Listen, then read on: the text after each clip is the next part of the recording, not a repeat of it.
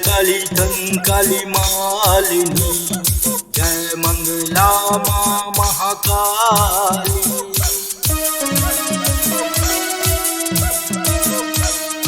जय काली कंकाली मालिनी, जय मंगला माँ महाकाली।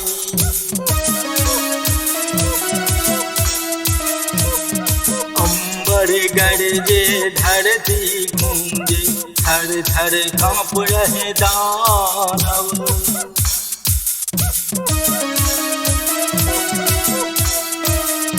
क्रोधित मुख गले मुंडमाला, दानव का रस पीरा महाकाली।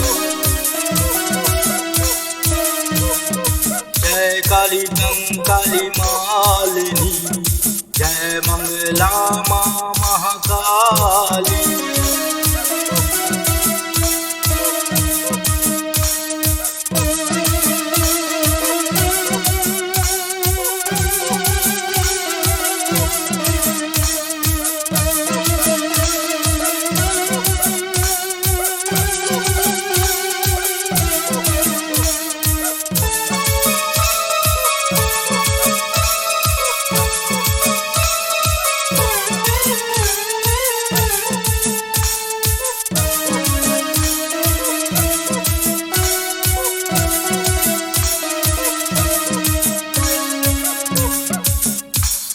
काल चक्र के गति में है माँ काली, बुराई पर सत्य का हो रहा है पराधी।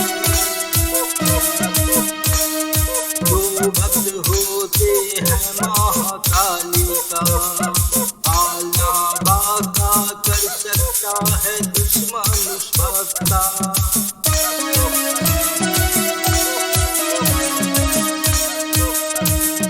जय काली कंकाली मालिनी, जय मंगला महाकाली।